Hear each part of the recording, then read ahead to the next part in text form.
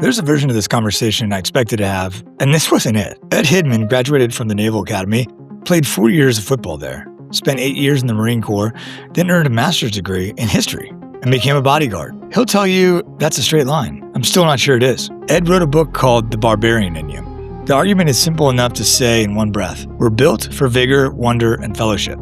And almost everything about modern life pulls us away from all three. Ed didn't arrive at that from theory. He arrived at it standing in a career fair full of companies that wanted to hire him, feeling like a product on a shelf. He went home and told his wife he'd rather do almost anything else. I know that feeling. I have my own version of it for sure. And I tell it here. This is Ed Hinman. I am with Ed Hinman. Thank you for joining me today, sir. It's my pleasure. Thanks, Ryan. So get us sort of oriented here, Ed. Who is Ed and what is his mission? Yeah, I've heard you ask this on other podcasts of yours, so I wanted to be a little bit prepared. And I'll start with the mission. If I had to say what's my mission, what's my purpose in life, I remember really spending a lot of time on this, particularly before I wrote the book. And it's to free myself and others from the malaise of modern life through the barbarian virtues of vigor, wonder, and fellowship. So what does that mean? Well, we live in a golden age. We really do. We've never been more prosperous, better fed, better medicine, all of that. However, we've never been lonelier. We've never been more stationary. And we've never been less connected to nature. So the vigor, wonder, and fellowship that kept our ancestors alive, and they passed it down to us, it got baked into our DNA. They used it to survive, but what I would argue now in the modern world, we need those things to thrive. And so my mission is to just heighten some awareness, and then the purpose of the book is to inspire people through stories of history to live just a little bit more in an ancient way as we're designed to live versus how the modern world keeps pulling us from ourselves almost, I would say. And then as far as me, who am I? I mean, if you're going like full existential, I'm energy. How I define myself is how I do things I'm drawn to do. So, my love for lifting weights, my love for history, my love for my close friends and family, like how I express that is me. And then a more narrative way, I would say, just to give background about my life, I grew up in a military family. I really moved all over, but I call Rhode Island, Newport town. That's where I went to high school. Then I went to the Naval Academy. I was an athlete. Only reason I got into the Naval Academy is because I could play football. I did that, graduated. I did 8 years. I took the Marine option, 15% of the graduating class, because the Marine Corps is part of the Department of the Navy. I did 8 years in the Marine Corps, got out of the Marine Corps. I got a master's degree in history. And for the last 17 and a half years, I've been involved in public figure protection. So, like so many people with a master's degree in history, I became a bodyguard. And so here I am, and now an author. And I've been writing about history, about culture, and about the Barbarian in You for years now through a blog. And eventually I got to work on the book, and here we are. I think that this idea of vigor, wonder, and fellowship is really, really resonant with me and really powerful. Walk us through each one of those and just tell me what is it that you're pointing to with vigor, wonder, and fellowship? Yeah. So, and how and why the Barbarian in You, I would add to that because I think it'll help make sense for listeners. So to survive, our ancestors, pre-civilized ancestors, hunt and fought, right? They had to defend their tribe, they defend themselves, and they needed to eat. So that, over time, over eons of time, the physical effort required to do things like that let off a chemical reaction that we've all felt after a good workout, endorphins. And so as a result, nature rewarded Vigor. And we are the biological product. We're really not any different biologically than our ancestors thousands of years ago. And as a result, we need the same things they do. It's not me saying this is how you should live. It's nature as a result of evolution, really, that is going to reward that. So I say, okay, you can't, hunt mammoths or fight a tribe, another tribe, but you can do hard physical things that give you that chemical boost, really, of endorphins, and that's going to help you thrive in life. The people I know who aren't physically active tend to not be very happy people. Wonder is more of the spiritual side. So if the physical side is vigor, wonder is more of a spiritual side. And you can get that in many ways. You can get that through art, music, reading a book where this sort of sublime or this billowing of enchantment, we felt that. You can get it from nature. You can get it from religion. You can get it from a lot of things where it's beyond your five senses almost, in this sort of feeling that you have. And our ancestors, that's serotonin, really, if we're going to get down to the chemistry of it. And our ancestors gathered around the fire telling stories, like the Odyssey just came out, right? That is an oral tradition. And so those sort of mystical, spiritual elements of that story, I would say, is wonder. And then finally, fellowship is pretty obvious. Our ancestors were not going to survive alone. If you got ostracized from the tribe, it was basically a death sentence. So we've evolved to not want that, right? To not feel good when we're alone, because it literally used to mean death. So as a result, we're social creatures, and there's no better feeling than feeling loved. And so that's fellowship. And we obviously can still get it now. But why is it important for listeners living in today's day and age? It's because everything in the modern world is trying to pull us from those three things. Everything. It's pulling us from spirituality. It's pulling us from nature. So that's the wonder, obviously. Physical exertion. It's never been easier to be alive. You don't have to kill what you eat. And so, and then obviously fellowship, the loneliness, particularly for men, is a real concern, almost an epidemic. So that's a reason that I wrote the book, is to connect with those three things. And it's very simple. Each day or each week, get a little bit of some of those. However you do it, you don't have to lift weights. You can go swimming, you can go for a hike. However you do it, just get it. And the people I know that have all three are happy. And the people I know who are missing one, they aren't. So it's not, I don't call it a goal. It's just a way of life to live according to nature's rules. Yeah, it's so interesting. And when I came to your framework here, I realized how important it is in the language that we use, because I've heard people with like sort of, an adjacent framework or overlapping, or however you want to say it. And they've said things like movement and connected to something larger than yourself and connection. But there's something, and maybe this is part of like sort of why you've chosen the language you have. There is something that sort of speaks to me as a man, right, about the way that you've termed it here. I was speaking to a gentleman yesterday on the show, and one of the things I love is running. And we were talking about when you're a long distance runner, there's like a beautiful exhaustion that comes from it, right? And I'm like, that's vigor, right? I mean, that's like you've depleted yourself. Like there's like I just feel like it's funny because I'll do that. I'll achieve that point early in the day, and I'll be like, okay, this is great. I sort of worked myself into exhaustion early in the day. It won't make sense to you unless you really know what I'm talking about here. Yeah, I do. Like, wow, yeah, vigor. That makes a lot of sense to me. The days where I don't do that is a different day.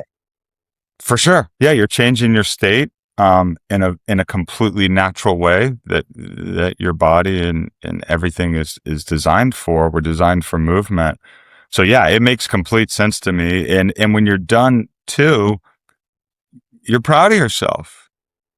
I think there's a lot of it's easy, I think, particularly in middle age, to sort of devolve into self-hate and disappointment and things like, oh, I got to get my shit together and all of that. But when you go for a long run, you don't feel that way anymore, right? Yeah. But you have to keep doing it, right? You just can't do it once and you can ride that for 20 years. It's a way of life. It's just simply a way of life. And to anyone out there who hates running, that's fine. Don't run. Do something else. Yeah. Bike, whatever. And that gives you that. So yeah. Yeah. And then I just think of like wonder, like this is something for me that exercises that, right? And actually I'm making plans to see the Odyssey, like you just said, because that's, I guess it's a trope now. I'm a mid-40s Christopher Nolan fan. Apparently there's a group. Oh, really? I didn't know that was. I didn't know that was. I heard it on the podcast today. They're like, I'm like most 45-year-old guys. I love Christopher Nolan movies. I'm like, oh, I'm kind of insulted by it, but I'm really excited to see that movie. This is something, just exploring this, with you here. And there's also a little bit of fellowship in this. I've this is sort of an honor for me to be able to do. So just, that's my experience with it, with kind of this, is where it sits with me right now. When you came up with the title, The Barbarian In You, what made you go with that title? I don't know. That's one of the beautiful things about life, and what makes it wondrous is where do ideas come from? I don't know. I had an infatuation. Well, I can tell you about the barbarians. And I talk about it in the book, in the preface, is, I romanticize everything in my life because it's just more fun. I like doing that. So I understand the nuances of history pretty well, but I look at history as fuel.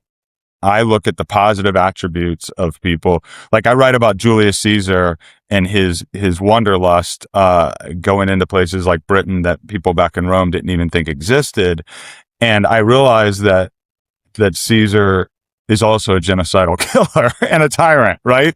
But I'm not focused on that for my purpose of wonder, because when you read about what he did, and he wrote it, like literally we have the primary source. It's amazing. When I was in grad school and I was reading more and more about history, particularly ancient Greece and Rome, there was every now and then these people would just come onto the scene, and the chroniclers, because the barbarians they didn't have the written word for the most part, were like, where did these people come from?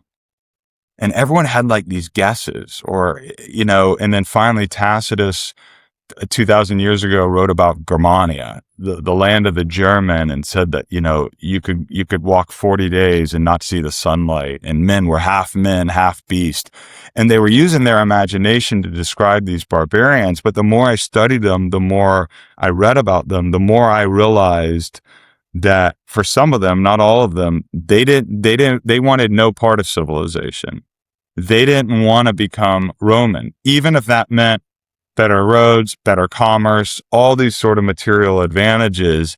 They preferred their way of life, which was much closer to nature than what the Romans were clearly doing. And so when I looked around campus and everyone's on their phone, and I'm starting to see the sort of cyborging of humanity, to be a little bit melodramatic. And I was like, we could learn a thing or two from these guys and how they lived, because they lived more in accordance with nature. I love civilization too. Don't get me wrong. Going to the dentist is way more pleasant than if we didn't have modern medicine. So I'm all for that, and Amazon Prime and everything else. But I also know that there's lessons I can learn from the past, from our pre-civilized ancestors. So I use the word barbarian basically the same way the Greeks and Romans did for anyone living outside of civilization. And they're inspiring to me because they lived with vigor, wonder, and fellowship, as I read the sources and the way that they were described. So yeah, that's where I got that. And now in the book, I have the ancient world, I have the medieval world, but I also have chapters on Emerson and David Lee Roth, and these sorts of things. So why are those people barbarians? Because I redefine barbarian as anyone who lives with vigor, wonder, and fellowship. anyone who understands how to live. And as a result, those people inspire me in how to live. And I want to share that with the reader. Yeah. So Yeah. walk us through the order of things here. You were at the Naval Academy. You played football. You were in the Marine Corps. Your history, PhD. You did work as a bodyguard. What is sort of the order of events here? And did each one feel like a clear next step, or did the through line only become sort of visible as you kind of did a retrospective? Well, I think the football player, Marine, bodyguard is a pretty obvious through line. If we're going to get up to like a stereotypical barbarian, right? But there's history. There's the history. There is. Yeah. So the best way for me to explain my path in life is to say that I don't think anyone's born a blank slate. I think we're born with what Robert Greene, the author, calls primal inclinations. Anyone with siblings knows that to be true. You know, I have an older brother. We're very different, but we grew up in the same house, same parents, everything. And so early on in life, I was lucky enough to connect with what I would call my thing, something that was a primal inclination, and that was lifting weights. And it was also history, having a fascination, maybe since I was a teenager, with learning about, hearing about, watching on the History Channel, and even reading a little bit as a teenager, and then reading a hell of a lot more when I was in my 20s about history. And so the through line is all of those things are me doing what I'm drawn to do. I feel like I've always tried to do things in my life that feel right. The Marine Corps felt right until it didn't feel right. So I left. And then when I was at a real crossroads in my life, I'm like, what am I going to do? And everyone's like, you should get your MBA, or you should do this, or you should do that. I was like, well, I think I'm going to go study history. And people were like, well, what are you going to do with that? And I'm like, I don't know. And they're like, well, why are you going to do it then? I was like, because I love it.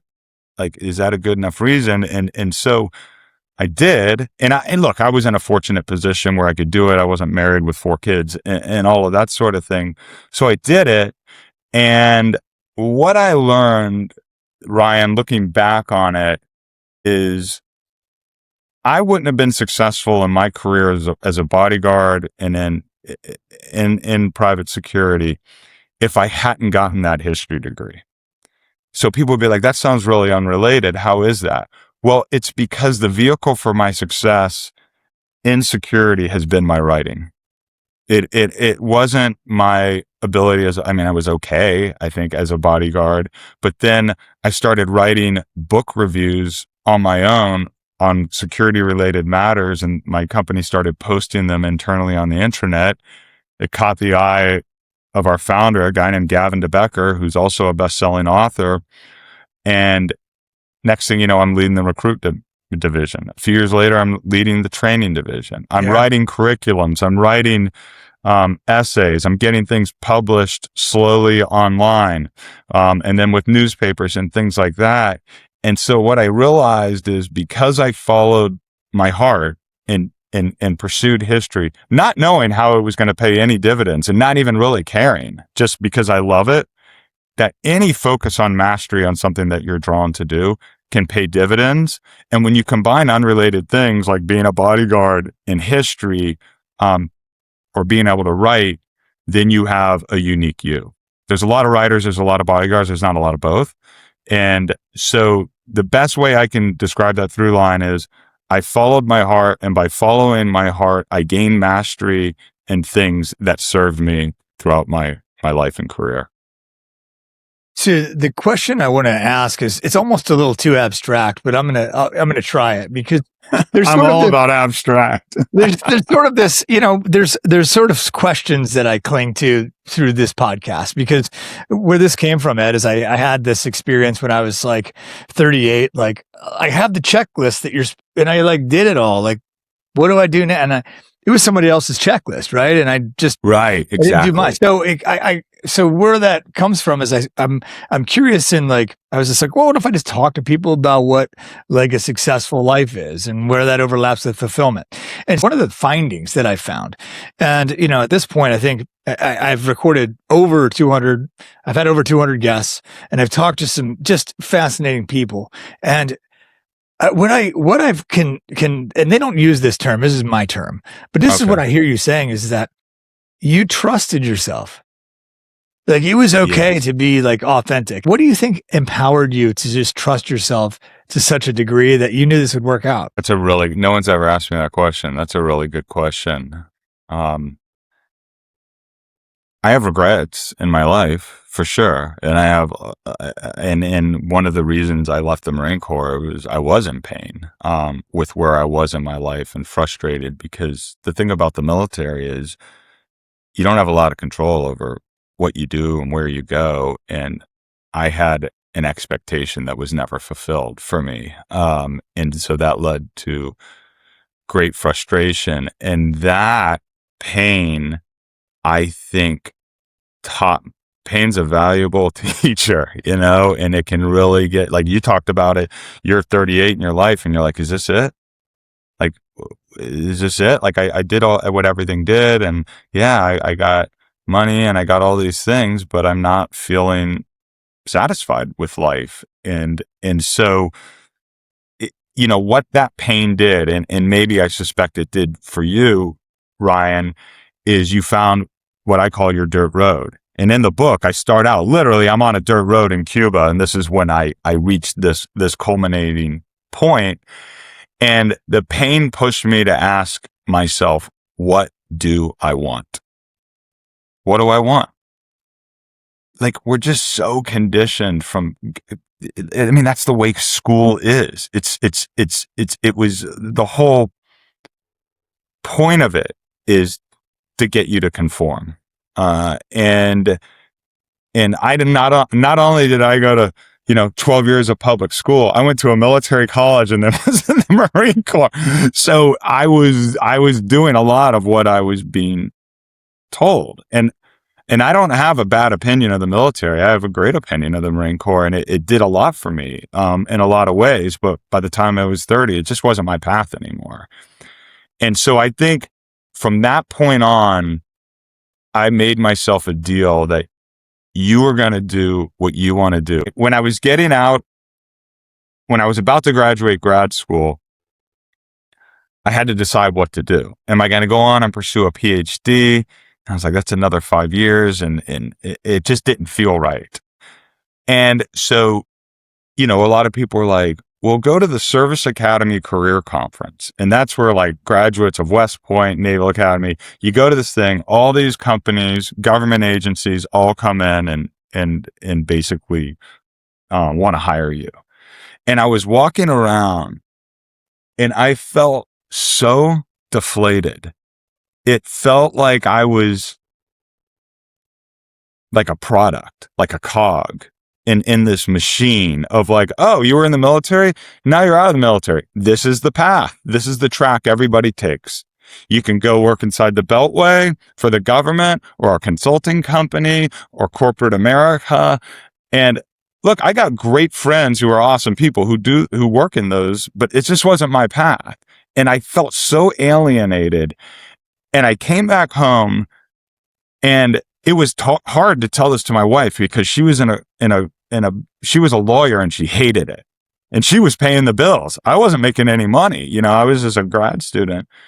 And I remember laying in bed and I turned to her and I was like, I'm sorry, but I would rather eat bologna and cereal and do something that I'm into doing than work one of those jobs. I just can't do it because I know what it felt like when I was sort of caged in towards the end of my time in the Marine Corps, and I didn't feel agency in my life. I didn't feel freedom. And so she was like, okay, but she's like, I don't want you to be unhappy, but you need to get a job, And so I found this company, Gavin DeBecker, and it sounded like interesting, unique work. And when I learned about the culture, when I read his books, resonation occurred. And I was like, I think this might be it. And then when I started working there and I could write and express myself, it really made sense. So the trust, I recommend everyone read that essay, Self-Reliance by Emerson. And he has the famous quote, it says, trust thyself, every heart vibrates to that iron string. That whole essay is about what you just described and what I just described. And I don't begrudge anyone who's in a job that they don't really love. I'm not talking about career. I'm talking about your life. There's a lot of honor in doing work you don't want to do so you can provide for your family. You may not have a lot of options, but you do have options when you get home. What are you doing with your life? Are you scrolling on Instagram, or are you out playing catch with your kids? Are you reading, or are you droning on TV? Yeah. And there's a time and place. There's great films, like we said, The Odyssey. But what I'm saying to people is, do something that you love. It doesn't have to be work. It can be in any facet of your life. And if you do that and you get the feelings of vigor, wonder, and fellowship, you're trusting yourself because you're doing something that you love, and nature's going to reward you. Man, that was a long answer. Sorry. No, thank you for sharing that. I think as I'm listening to you talk, there's a bunch of dots that are connecting for me. Yeah. Number one, Okay. I think this is the first time I've ever shared this, is that what you described as you're walking down the hall, and they're like, this is what everybody does, is what it was like for me to graduate with my MBA. Because everybody I listened to them, they were like, oh, you want to make more money? Go get your MBA. And I mean, basically, I spent a whole ton of money. And listen, I'm not saying MBAs are bad. That's not what I'm saying.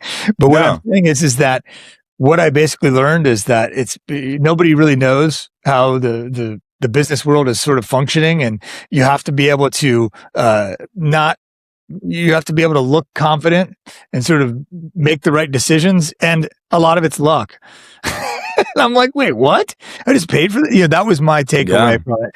And, you know, people like Steve Jobs and things like that, it's easy to look back and say, this is what happened. And I think Steve Jobs, there's a lot of great, again, not taking anything away from anybody, but that was the beginning of that deflation. I was like, well, what I really see there, though, is that, and this is what I meant when I said I connect the dots, is I've had a lot of conversations with people who had what you described, that conversation with your wife in bed, and you just look over at her and be like, I'd rather do anything else but this. And you made that choice and you bet on yourself. And that was the thing that changed. And because I bet on myself, a few years later, she was able to quit her job that she hated because I was being successful. Why was I being successful? Because I was doing what I was meant to do. And I was like, the jobs that I've held at this company, most of them didn't exist before I showed a need for it and filled it. So what I would say to anyone out there, if you love to be a public speaker, find ways at work or in your life that you can do that. If you like to write, find ways to do that. If you like to teach, find ways to do that. In any job, I don't care if you work at McDonald's, you can teach people and you can mentor people, and nothing's holding you back. And you're right. There is probably a lot of luck. I mean, I was fortunate with Gavin DeBecker, and he became a real mentor, and he used to tell people, let Ed be Ed. But it wasn't just me. He's like, let Chris be Chris, let Josh be Josh, because he realized that to get the full potential out of his employees, they had to feel like they were expressing themselves in their work, and that they were manifesting their ideas into a reality. And if you're a hard worker, you can do that. And, for anyone who's a boss, give them a little bit of freedom and see what they can do. And it's, I think, what benefited me also benefited the company. Yeah. So let's tie this back to sort of your work and your framework with this book. So what was the moment as you're kind of experiencing all this that you noticed this mismatch, or you put it together, there's a mismatch between this ancient wiring that we had and modern life? I think it was when I was in college, in grad school. So this is like 2009, and I'm reading all about the past. Like every day I'm going to the library, I'm reading from authors who wrote these words. I mean, they've been translated. I wasn't reading them in ancient Greek, but 2,000 years ago. And then I'm stepping outside the library and I'm seeing how people live right now. And I would look around the campus and it wasn't a bunch of kids playing Frisbee and hanging out. It was a lot of isolated people. I live 2 blocks from a high school and I often walk around my neighborhood just to clear my head. And I see the kids out there. You don't even hear them. They're all on their phones. Yeah. And so I think the juxtaposition of learning about our past, particularly our barbarian pre-civilized ancestors, and then where we are today. And it's not just the phone. Like this has been going on since industrialization. You could even argue since the agricultural revolution, but there has been this. But most recently, I mean, anyone who's my age and your age, it's been a real increase in the isolation and the sedentary life that technology and modern life is causing. And so I think I came to the realization, let's get the fruits of both. There's plenty of perils in the ancient world too, like, dying in battle and disease. The 4 horsemen were riding all the time. But I think it's that juxtaposition where I came to the realization. And then, like all things, once I started writing, it started clarifying my thoughts. And I had always journaled. So the journaling, before I'd published anything, that clarified my thoughts. And I was like, I think I'm onto something here. I think I have a philosophy that can help me and help others. And it's simple. Yeah. I think that, you're really seeing a lot of research come out right now where they are tying this into, oh, wow. Well, there's not a 1-to-1 causation here. That, again, just to put that out there, but there's we have a mental health epidemic in multiple groups, right? Yeah. And some of that has to do with the fact that, when you're on a screen all the time, that really kind of, it does a lot to make unnatural adjustments to sort of your, serotonin, your dopamine level, Mm-hmm. right? Yeah. And, I have, you talk about, nature versus nurture. I have 2 twin boys and they're 3 and they're just freaking so different, from one another. And I'm like, what the heck, Yeah. and they're who they are, Right. I think because I had a degree in psychology too. I think I sort of was like, maybe we were sort of a blank slate. No way, man. I mean, I have a picture of, the first 5 seconds my son was alive and he still makes that face every day. Like, like he's just, very expressive. And, I think that there is that what I'm experiencing. I think when I go out on a run and I have that exhaustion, it's weird because I'm saying exhaustion to like carry me through the day. Mm-hmm. They feel like that after, I take them on a bike ride around the neighborhood, like, cause we get up and it's Operation Get Them Tired, but they're just doing that physical, the physicality and, they're sort of, to use the clinical word, regulated, if you will. Right. So, pointing to that vigor is, they're born that way. They are the loudest people that I've ever met in my life. My 2 boys. I don't know how they, animal noises. I have no idea how, but that's part of that vigor and that expression. Right. Yeah. Yeah. I think 100%, let them be them and let them express themselves. And the smartphones, all this, look, I'm just like everyone else. I have one and I spend too much time on it too. But I've never woke up the next morning and been like, I wish I would have spent another hour on Instagram last night, but there's plenty of times where I wake up and like, I should have worked out yesterday. Or I wake up and I'm so glad I worked out yesterday, or I'm so glad I read that book. So finding those things that sustain your happiness and that make you proud of yourself, I think those are just ingrained in us, just like they are with your 3-year-old twins. Yeah. It's just our nature. And so listen to that. So you said something earlier in our conversation that really stuck with me. You're like, I romanticize everything in my life. And so, and my wife calls me Peter Pan. That's her nickname for me. I love Peter Pan. Me but too. I also, so I guess I like to think it's a way that I sort of, experience wonder. I love Bruce Springsteen. Okay. And sort of, me too. It's like the, it is about the music, but sometimes it's just like, I'll be honest, like I'm the biggest Bruce Springsteen fan I know. I probably like 40 to 50% of his catalog, and the rest of it, it's like, I don't need that, But I started looking into it. I was like, what is he doing? And what he said he's doing, he said he's taking your everyday experience and he's making it mythological. He's blowing 100%. it up, and that he was romanticizing it. And for me, just like growing up and the disappointments in life and all those things, like there's a Bruce Springsteen song for it. Yeah. Like if you listen to the lyrics on like Born to Run or Thunder Road or something, there's just this getting out on the highway. It's freedom, like escaping the sort of, is this it about your life? And he explores a lot of dark things. Like if you listen to The River or Ghost of Tom Joad or Youngstown, I mean, those songs are haunting. I love them, and they're dark. And in fact, with Bruce, I've seen him in concert a few times, and it's always a long one.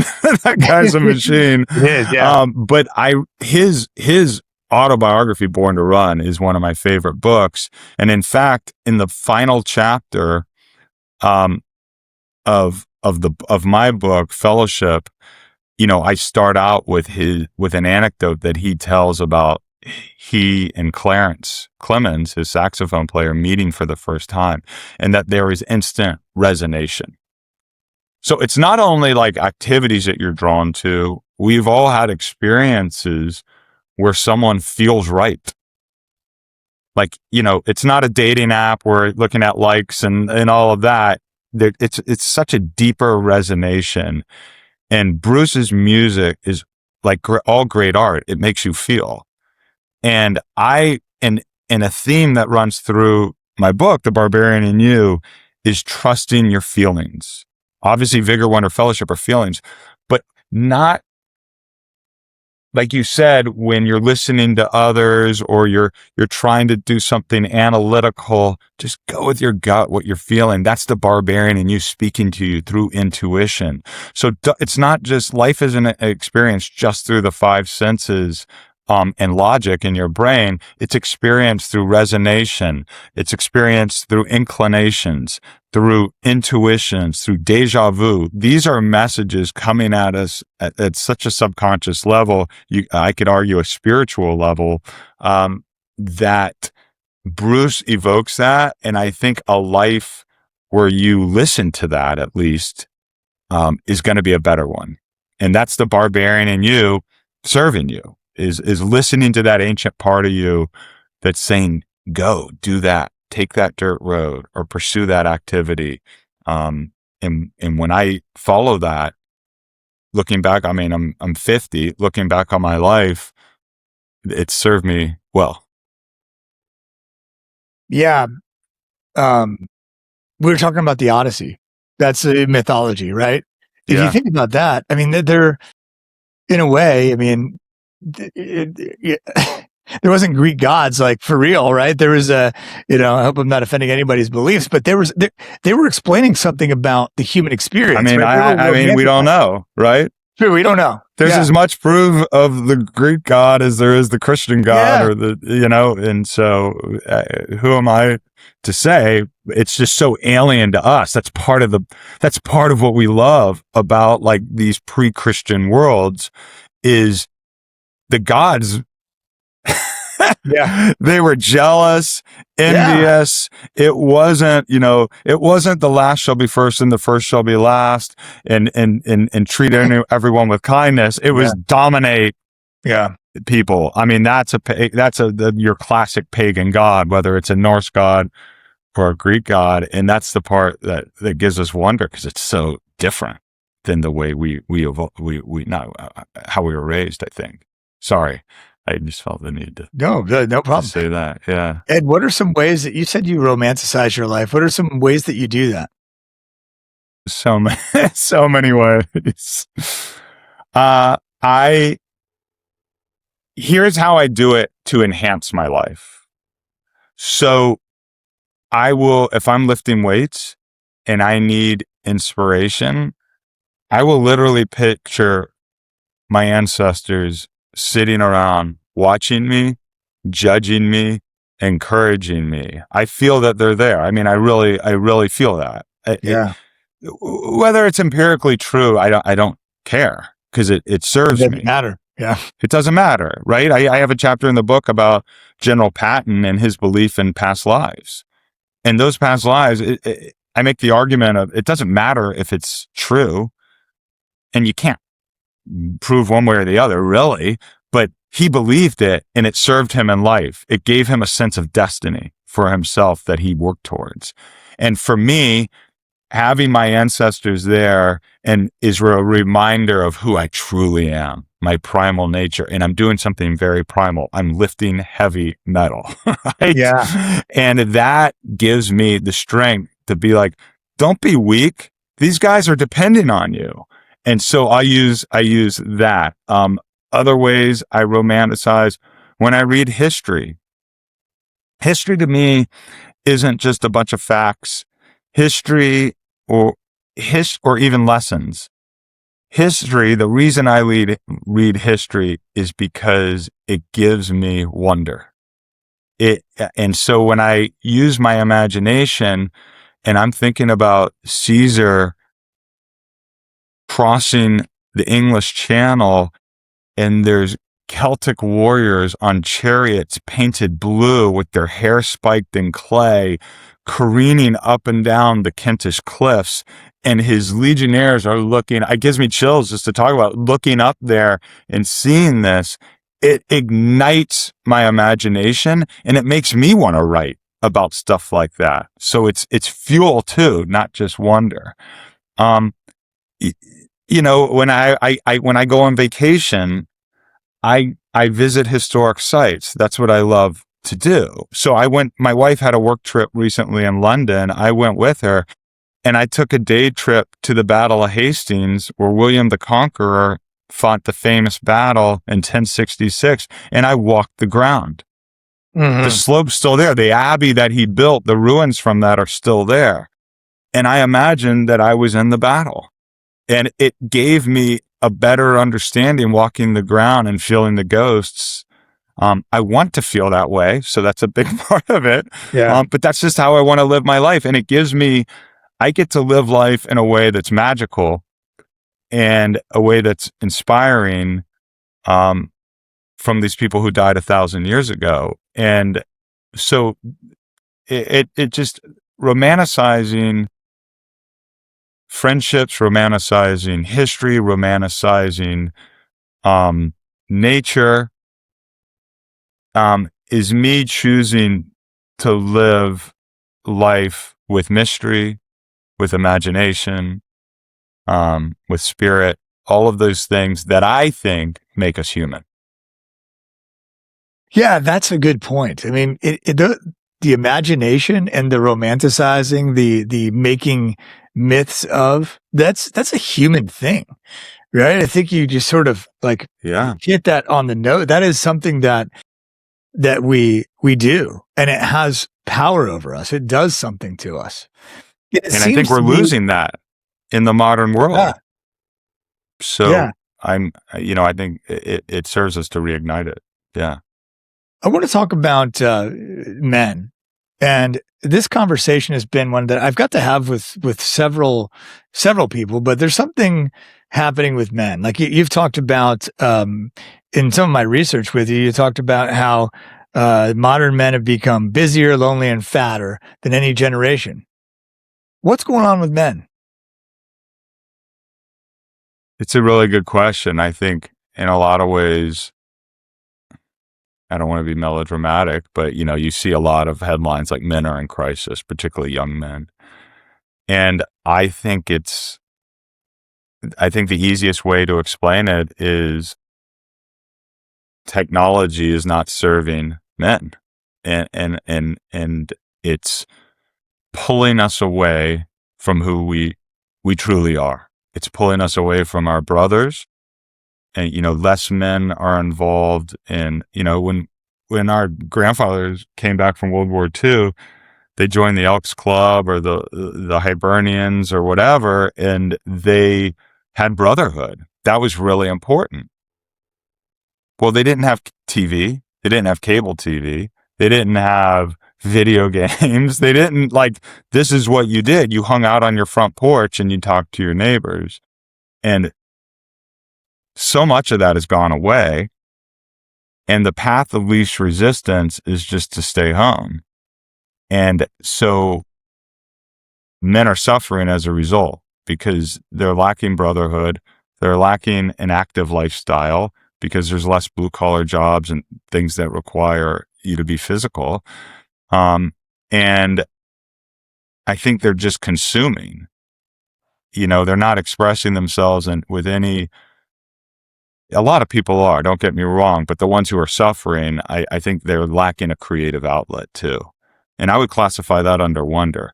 If I didn't have my writing, I would be really unhappy, because then I would just, as much as I like my job, I'd be like, I'm just an employee. It's not my company. I need my thing. And I'm not really paid at all through my writing. My income is through my day job, but the writing makes me feel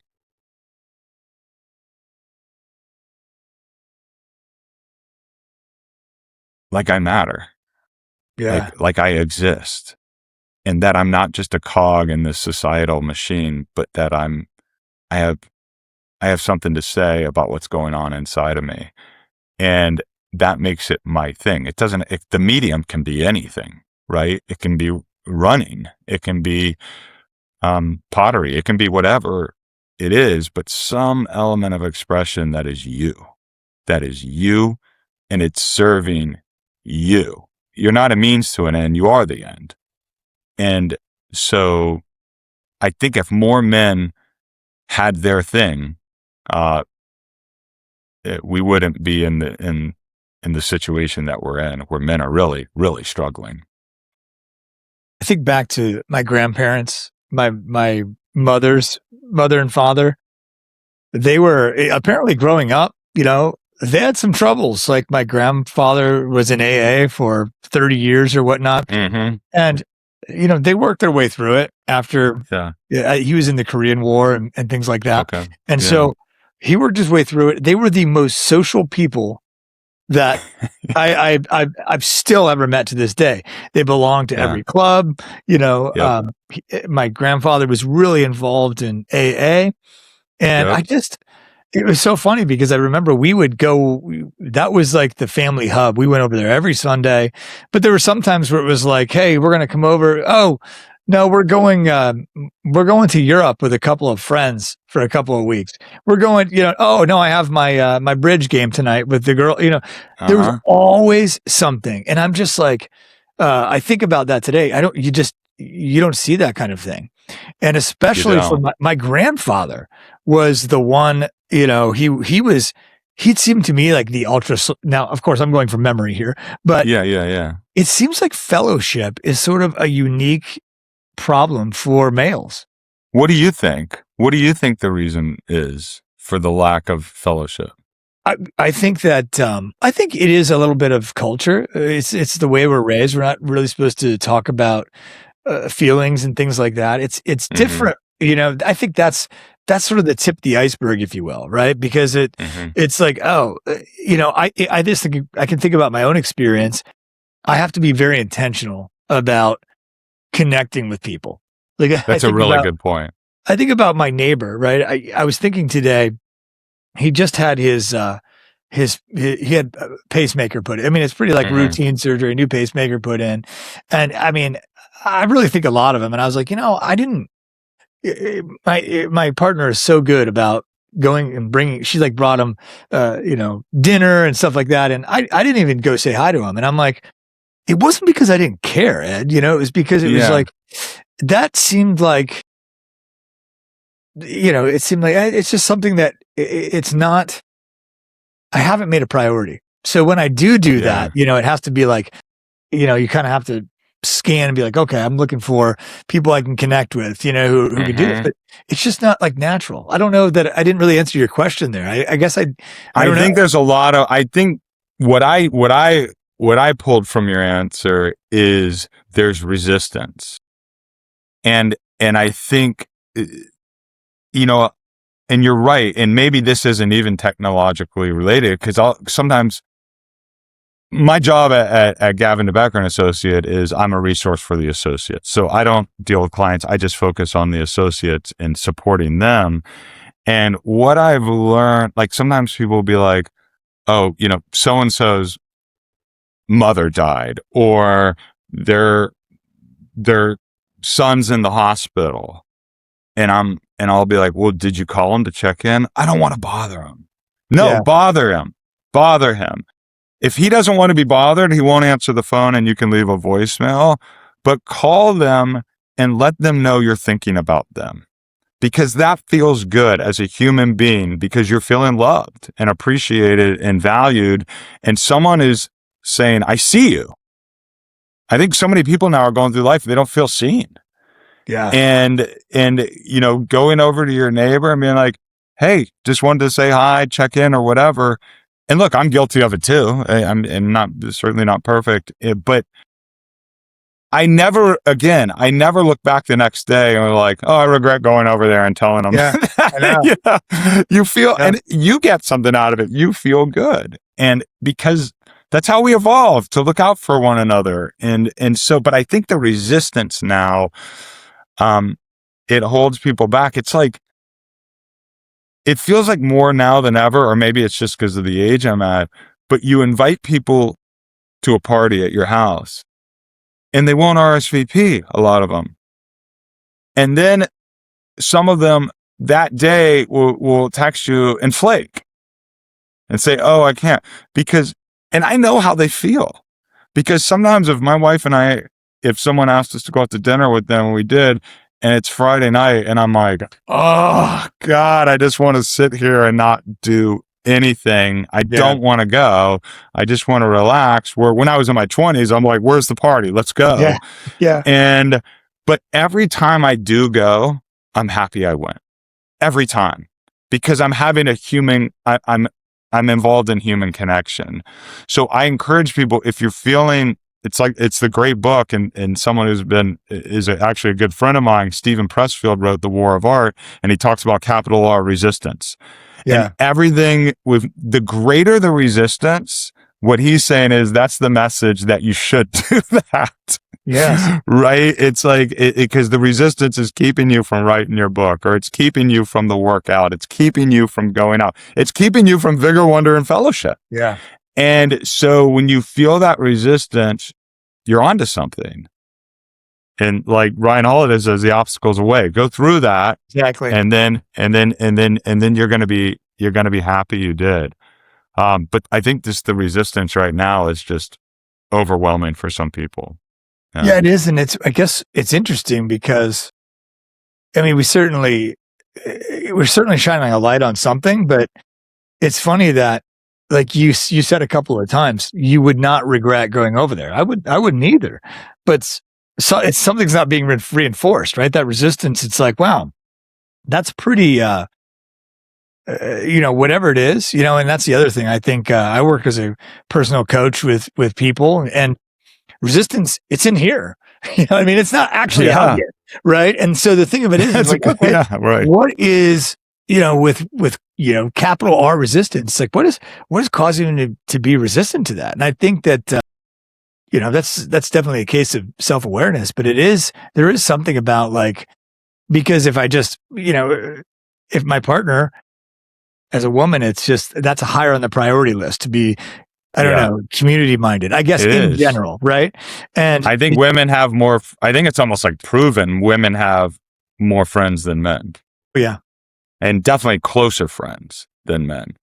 Yeah. I don't want to rehash even some of the stats out there, but this is an interesting topic to me because my best friend who we met when we were like 8 years old, friends throughout, he had a lot of struggles, and he struggled with, depression, and he eventually, and substance abuse. He eventually lost his life to it. And like the last conversation that we had is that, I'm gonna, on Monday, I'm gonna go and I'm gonna dress this head on. I'm gonna take care of it. And then before Monday came, he was found no longer alive. And that's, for me, for somebody like him, everybody loved him. He was the great romanticizer. He romanticized everything. I would hear him describe me to people, and I'd be like, wow, really? Like, and everybody had that like opinion of him. So the fact that somebody like that, could struggle, and it could was be he always that way? Like, was he always struggling with depression, or did something happen in adulthood? I think, that's a great question. I think that he got divorced just a couple years into his marriage, and it had to do with his drinking. Right, because I chapter 2 of my book. So the first 5 chapters are all essays on Vigor, and most of them are sort of historically grounded, but one of them is autobiographical, and it's about me finding lifting weights and how that really saved me and served me in life. And the person who introduced him to him was basically my best friend for a while in high school, and he was a guy I really looked up to, and he was really strong and everything. And when I was in college, I remember coming back home, and he wasn't doing much. Like, he was like parking cars somewhere, and he was, like a lot of young men, just struggling. And my brother called me a few years later, and he's like, he died from a drug overdose. And I remember when I saw him, the last time I saw him, he had stopped lifting weights. And I was like, the one thing he was really exceptional in, the one thing that was his thing, and he stopped doing that. And I don't explicitly say it in the book, but I imply it, is maybe that was part of the reason he had a downfall, was because he wasn't thriving in life. So maybe with your friend, I don't know, you know him, but in this case that I bring up, because he was losing his vigor, wonder, and fellowship, he went to a dark place. And then maybe some people try, and once you're in that darkness, it becomes the doom spiral, because you're dealing with pain. So you turn to alcohol or drugs or something else that's unhealthy, and it just gets worse and worse. But I don't know why. I guess the ultimate question is why did he stop? Lifting weights. I don't know. Had resistance, and then it was like a small thing, and he's not doing it, and it led potentially to his death. Yeah. I think how to live is so important. Well, I think one of the things, this is a very simple reframe, and I use it on a daily basis, is like, because, you'll slip into, I just spoke to a gentleman the other day who has a book called Kill Complacency. Right. And so you think about that. I mean, that's this idea that discomfort is where growth is. And I always think, oh man, I don't feel like doing this right now. Oh, what would it be like if I just said, you know what, I'm going to really embrace this discomfort? It does something to the experience, right? Where you realize you have some agency to be like, okay, yeah, because running did that for me.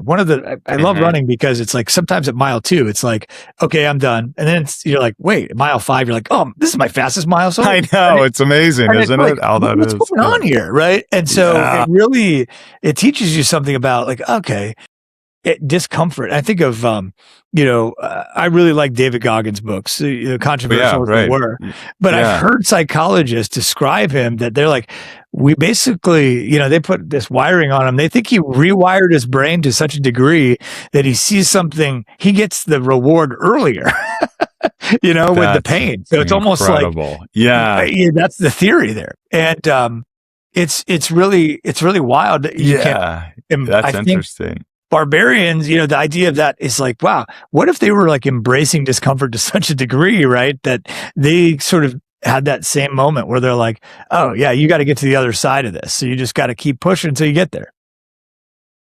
That's brilliant. Yeah, that's well said. Yeah, that you're I mean, I know for me, yeah, I think I've been exercising for so long. And look, I indulge like everyone else. I'm not, this isn't a book about optimization. It's just about being human and moving. But I do crave the discomfort. Like it's like for me, exercise isn't just a means to an end. I enjoy the struggle. I enjoy the battle. It makes me feel like I exist, that I am this being of energy, and that I'm not just consuming, that I'm battling. And I think there is a rewiring, because I know, talking to a lot of friends, they dread exercise and I don't. I like it. And I think I'm certainly no David Goggins, but I mean, that guy's he's at the highest level of insanity as far as I'm concerned. Yeah. But I'm a little bit like that. And so I think that is true. I think it does. Like when I first started reading, the pull of the TV was much more powerful than it is now. And because I like where reading is a solitary pursuit, it's peaceful. I have a little private library in my house. I can close the door, light a candle, and I'm what I call throughout the book, north of the wall, in barbarian country, outside of civilization, in my own world. And I think I've rewired myself in that way. And it makes me feel good. So, yeah. So the book it's almost done? No, it's done. Yeah, it's published. Yeah. Oh, yeah. okay. Yeah. I think when we first connected, it wasn't. But okay, gotcha. If someone goes to Amazon, The Barbarian In You, it's hardback, paperback, and Kindle. So yeah. Perfect. Yeah. So Yeah. what do you want the reader to feel finishing the last page?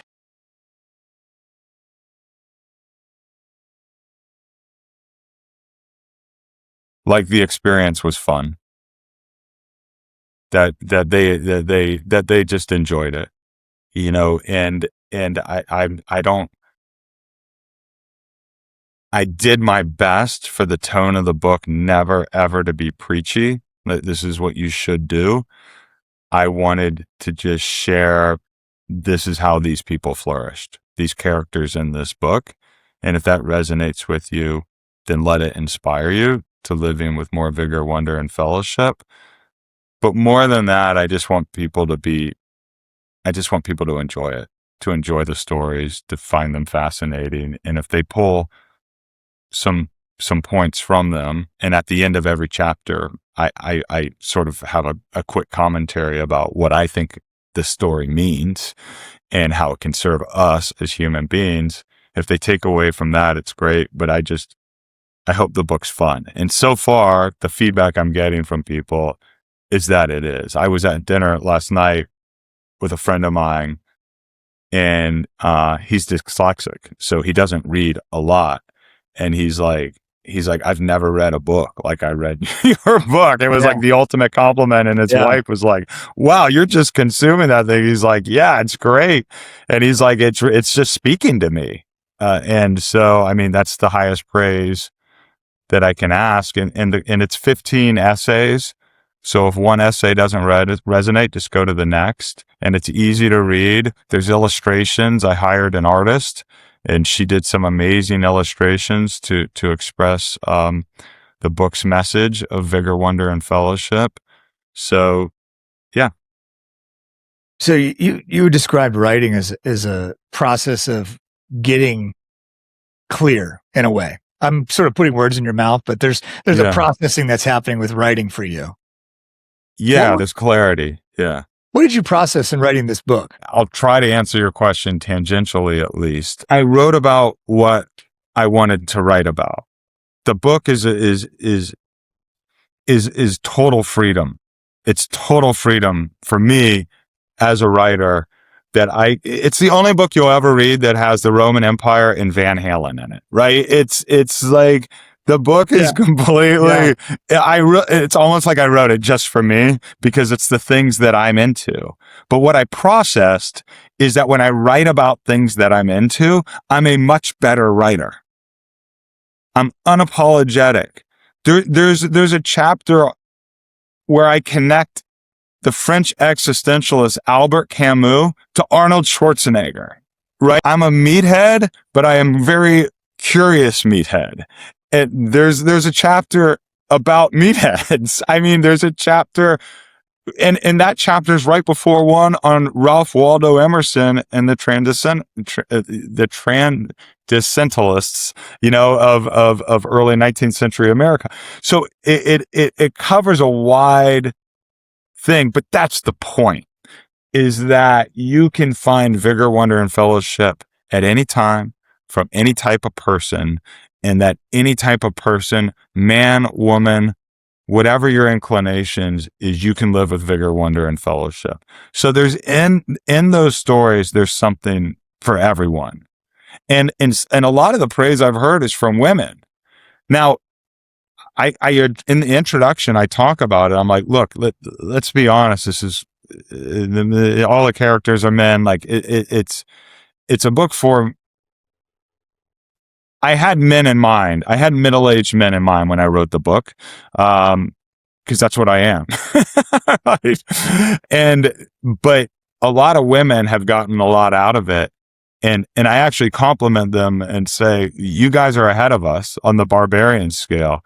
Women, in my experience, and in the research shows, exercise more, they read more, and they're with friends more.